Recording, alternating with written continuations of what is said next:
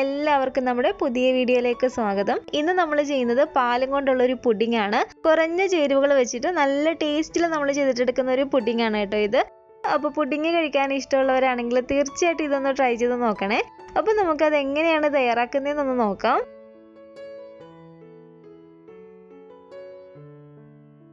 ഈ ഒരു പുഡിംഗ് നമ്മൾ ചെയ്യുന്നത് ചെറിയൊരു പിങ്ക് കളറിലാണ്. അപ്പോൾ ആ ഒരു പിങ്ക് കളർ നമുക്ക് കിട്ടാൻ വേണ്ടിയിട്ട് നമ്മൾ ഇതിലേക്ക് എസൻസോ ഫുഡ് കളർ ഒന്നും തന്നെ ചേർത്ത് കൊടുക്കുന്നില്ല. ഇതുപോലെ ഈ ഒരു വലിപ്പമുള്ളൊരു ബീട്രൂട്ട് നമുക്ക് ഇതിലേക്ക് ആവശ്യമുള്ളൂ. ഈ ഒരു പുഡിങ്ങിൽ നമ്മൾ ബീട്രൂട്ടിൻ്റെ ഈ ഒരു കഷ്ണങ്ങളൊന്നും തന്നെ ചേർത്ത് കൊടുക്കുന്നില്ല. ചെറിയൊരു പിങ്ക് കളർ കിട്ടാൻ വേണ്ടിയിട്ട് മാത്രമാണ് കേട്ടോ നമ്മൾ ഈ ഒരു ബീട്രൂട്ട് ഉപയോഗിക്കുന്നത്. ചില ബീട്രൂട്ടൊക്കെ നമ്മൾ എടുക്കുമ്പോൾ അതിൻ്റെ അകത്തിങ്ങനെ കൂടുതലും വെള്ള കളറുകളായിരിക്കും. അപ്പോൾ ഇതുപോലെ ഫുള്ളായിട്ട് നല്ല കളറുള്ള ഈ ഒരു ടൈപ്പ് ബീട്രൂട്ട് തന്നെ എടുക്കാം കേട്ടോ. അപ്പോഴേ നമുക്ക് നല്ലൊരു കളർ കിട്ടത്തുള്ളൂ. ഇതുപോലെ ചെറിയ കഷ്ണങ്ങളാക്കിയിട്ട് ഈ ഒരു പാത്രത്തിലേക്ക് നമുക്ക് ഇതുപോലെ അരിഞ്ഞിട്ട് കൊടുക്കാം.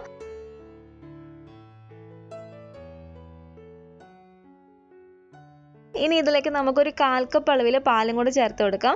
നമ്മൾ ഇതിലേക്ക് വെള്ളം ചേർത്ത് കൊടുക്കുന്നതിൽ നല്ലത് പാൽ ഇതുപോലെ ചേർത്ത് കൊടുക്കുന്നതാണ്. പാൽ നമ്മൾ ഇതുപോലെ ചേർത്ത് കൊടുക്കുമ്പോൾ ബീട്രൂട്ടിൻ്റെ ആ ഒരു ചൊവയോ ഒന്നും തന്നെ ഉണ്ടാവത്തില്ല.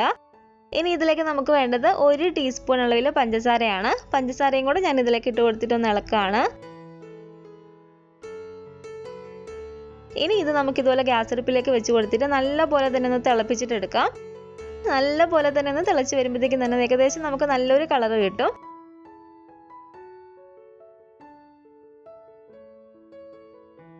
നല്ലപോലെ തന്നെ ഒരു 2-3 തവണ ഇതുപോലെ തിളച്ച് വരുമ്പോഴത്തേക്കും നമുക്ക് ഈ ഒരു ഫ്ലെയിം അങ്ങ് ഓഫ് ചെയ്ത് കൊടുത്തേക്കാം.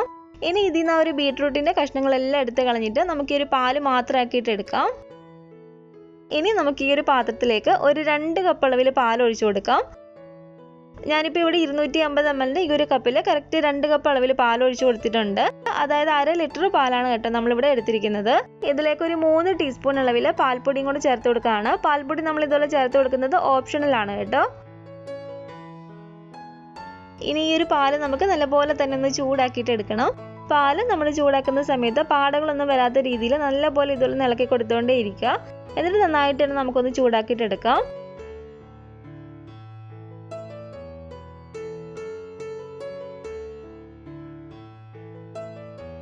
അപ്പോൾ പാടകളൊന്നും വരാതെ തന്നെ നന്നായിട്ട് തന്നെ നല്ലപോലെ ഇളക്കി കൊടുത്തിട്ട് ഈ ഒരു പാല് ഞാനിവിടെ ഒന്ന് ചൂടാക്കി എടുത്തിട്ടുണ്ട്.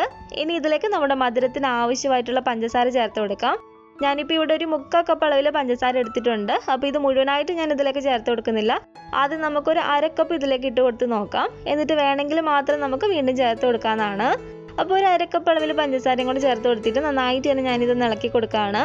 മധുരത്തിന് വേണ്ടിയിട്ട് പഞ്ചസാര മാത്രമായിട്ട് നമുക്ക് ഇതിലേക്ക് ചേർത്ത് കൊടുക്കുന്നതിന് പകരമായിട്ട് പപ്പാതി വെച്ചിട്ട് പഞ്ചസാരയും കണ്ടൻസ്ഡ് മിൽക്കും കൂടി ചേർത്ത് കൊടുക്കുകയാണെങ്കിൽ കുറച്ചും കൂടി നല്ലൊരു ടേസ്റ്റ് കിട്ടും കേട്ടോ.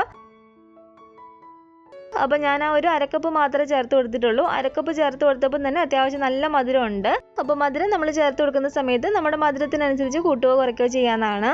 അപ്പോൾ പഞ്ചസാരയൊക്കെ ചേർത്ത് നല്ലപോലെ നമ്മൾ ഇതുപോലെ ഇളക്കി കൊടുത്തതിന് ശേഷം ഇനി നമുക്കിതിലേക്ക് നമ്മൾ ബീട്രൂട്ടൊക്കെ ആയിട്ട് തിളപ്പിച്ചെടുത്ത ഈ ഒരു പാലും കൊണ്ട് നമുക്കിതിലേക്ക് ചേർത്ത് കൊടുക്കാം. ശേഷം നന്നായിട്ട് തന്നെ ഇത് ഇളക്കി കൊടുക്കുക. ലോ ഫ്ലെയിമിലേക്ക് ആക്കി കൊടുത്തതിന് ശേഷം ഒരു 1-2 മിനിറ്റോളം നല്ലപോലെ തന്നെ ഇത് ഇളക്കി കൊടുക്കുക. അപ്പോൾ ഇനി ഒരു ഫ്ലെയിം നമുക്ക് നല്ലപോലെ തന്നെ ഒന്ന് കുറച്ച് വെച്ച് കൊടുക്കാം. ഇനി നമുക്കിതിലേക്ക് വേണ്ടത് ഒരു 10 ഗ്രാം അളവിൽ ചൈനാഗ്രാസ് ആണ്. ചൈനാഗ്രാസ് നമുക്ക് പെട്ടെന്നൊന്ന് അലിഞ്ഞ് കിട്ടാൻ വേണ്ടിയിട്ട് ഞാൻ മിക്സിയുടെ ജാറിലേക്ക് ഇട്ട് കൊടുത്തിട്ട് ജസ്റ്റ് ഒന്ന് കറക്കിയിട്ട് എടുക്കുന്നുണ്ട്. അപ്പോൾ ഇതുപോലെ നമുക്ക് മിക്സിയുടെ ജാറിലേക്ക് ഇട്ട് കൊടുത്തിട്ട് ചെറിയതായിട്ട് ഇതൊന്ന് കറക്കിയിട്ട് എടുക്കാം. അപ്പോൾ ഇത് കണ്ടില്ല, ഒരു ചൈനാഗ്രാസ് ഇതിലേക്ക് ഇട്ട് കൊടുത്തിട്ട് ജസ്റ്റ് ഞാൻ ഇതുപോലെ ഒന്ന് കറക്കി എടുത്തിട്ടുണ്ട്. ഇനി നമുക്ക് ഈ ഒരു പാത്രത്തിലേക്ക് 1 കപ്പ് അളവിൽ വെള്ളം ഒഴിച്ചു കൊടുക്കാം. വെള്ളം ഒഴിച്ചു കൊടുത്തതിന് ശേഷം ഈ ഒരു ചൈനാഗ്രാസും കൂടെ ഞാൻ ഇതിലേക്ക് ഇട്ട് കൊടുക്കുകയാണ്. ഒരു 3-4 തവണ നന്നായിട്ട് ഇതൊന്ന് തിളച്ച് കയറി വരുമ്പോഴത്തേക്കും തന്നെ ചൈനാഗ്രാസ് നമുക്ക് നല്ലപോലെ തന്നെ അലിഞ്ഞ് കിട്ടും.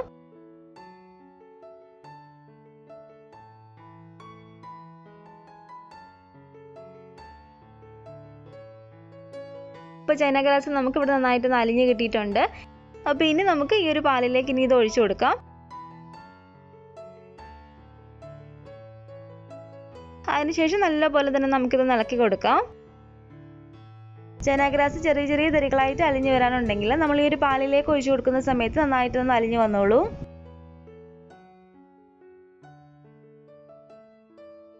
അപ്പോൾ നല്ലപോലെ ഇതുപോലെ ഒന്ന് ഇളക്കി കൊടുത്തതിന് ശേഷം ഇനി ഞാൻ ഫ്ലെയിം അങ്ങ് ഓഫ് ചെയ്ത് കൊടുക്കുകയാണ്. ഫ്ലെയിം ഓഫ് ചെയ്ത് കൊടുത്തതിന് ശേഷം നമുക്കിനി ഇതിലേക്ക് 1 ടീസ്പൂൺ അളവിൽ വാനില എസൻസും കൂടി ചേർത്ത് കൊടുക്കാം. അപ്പോൾ ഈ ഒരു വാനില എസൻസും കൂടി ചേർത്ത് കൊടുത്തതിന് ശേഷം ഇനി നമുക്കിത് നല്ലപോലെ തന്നെ ഇളക്കി കൊടുക്കാം. ചൂടോട് കൂടിയിട്ട് തന്നെ ഏത് പാത്രത്തിലാണ് നമ്മൾ ഈ ഒരു പുഡിംഗ് സെറ്റ് ചെയ്യാൻ വെക്കുന്നത് ആ ഒരു പാത്രത്തിലേക്ക് നമുക്കിത് ഒഴിച്ചു കൊടുക്കാം. ഞാനിപ്പോൾ ഇതൊരു 2 പാത്രത്തിലായിട്ടാണ് സെറ്റ് ചെയ്യാൻ വെക്കുന്നത്.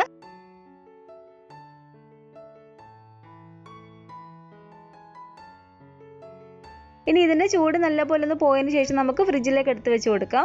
ഒരു 2 മണിക്കൂറൊക്കെ ആകുമ്പോഴത്തേക്കും തന്നെ നമുക്ക് നല്ലപോലെ തന്നെ സെറ്റായി കിട്ടും.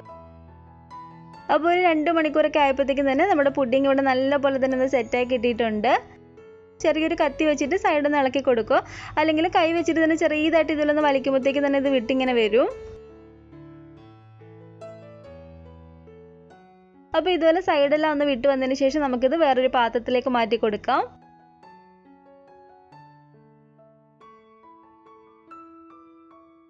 ഇതുപോലെ തന്നെ രണ്ടാമത് നമ്മൾ ഈ ഒരു പാത്രത്തിലേക്ക് ഒഴിച്ചതും കൂടെ ഞാനിങ്ങ് എടുക്കുകയാണ്.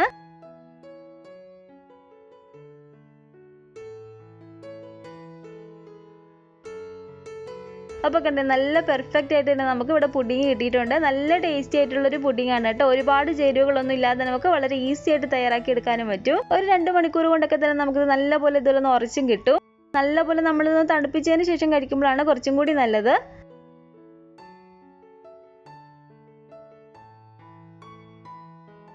കണ്ടില്ല, നല്ല അടിപൊളിയായിട്ട് തന്നെ നമ്മുടെ പുഡിംഗ് ഇവിടെ റെഡി ആയിട്ടുണ്ട്. അപ്പോൾ പാല് കൊണ്ട് ഇങ്ങനെ ഒരു പുഡിംഗ് നിങ്ങൾ ഉണ്ടാക്കി നോക്കിയിട്ടില്ലെങ്കിൽ തീർച്ചയായിട്ടും ട്രൈ ചെയ്ത് നോക്കാം കേട്ടോ. കുട്ടികൾക്കും വലിയവർക്കും എല്ലാവർക്കും ഒരേപോലെ ഇഷ്ടപ്പെടുന്ന നല്ല ടേസ്റ്റി ആയിട്ടുള്ള ഒരു പുഡിംഗ് ആണ്. അപ്പോൾ നിങ്ങൾ ഉണ്ടാക്കി നോക്കിയിട്ട് നിങ്ങളുടെ അഭിപ്രായങ്ങളൊക്കെ മറക്കാതെ തന്നെ കമൻറ്റ് ബോക്സിൽ വന്ന് അറിയിക്കുക.